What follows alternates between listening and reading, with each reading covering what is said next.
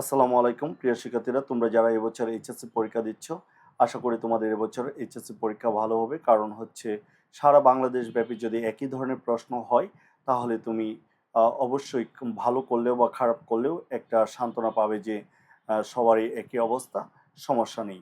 তো আশা করি এবছর পরীক্ষাটা একটু সহজে হবে, কারণ হচ্ছে সারা বাংলাদেশ ব্যাপী যেহেতু একই প্রশ্ন হচ্ছে, সুতরাং এমন কোনো কোয়েশ্চেন হয়তো করবে না কেউ যে সমস্যায় পড়ে যাক বা গ্রামের ছাত্ররা অথবা দুর্বল ছাত্রগুলো।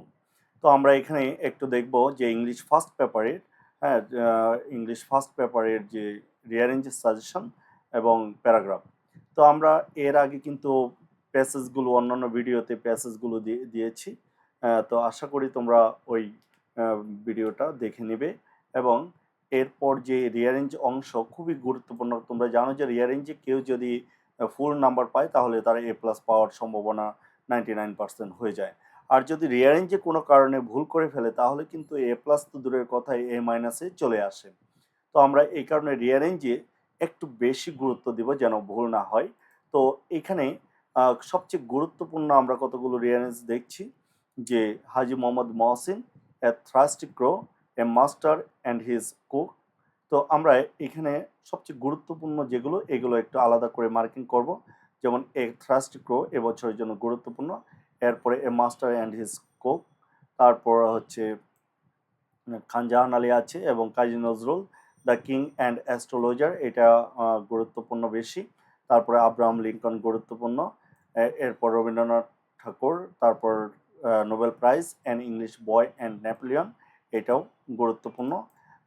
এরপর হচ্ছে আমাদের আইনস্টাইন খুবই গুরুত্বপূর্ণ, এবং সক্রেটিসের, হ্যাঁ, সক্রেটিস অ্যান্ড হিজ ডিসিপল, এইটাও গুরুত্বপূর্ণ।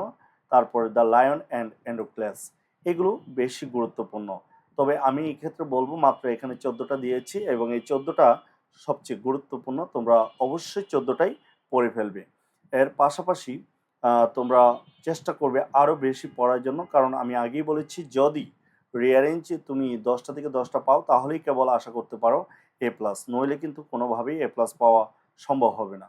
তো যাই হোক প্রিয় শিক্ষার্থীরা, তোমরা ভালো থেকো। এরপরে আমি অন্যান্য সাজেশনগুলো পরিপূর্ণভাবে দিব এবং বরাবরের নেই এই বছরও আমি আশা করি 80-90% হয়তো কমন পড়বে।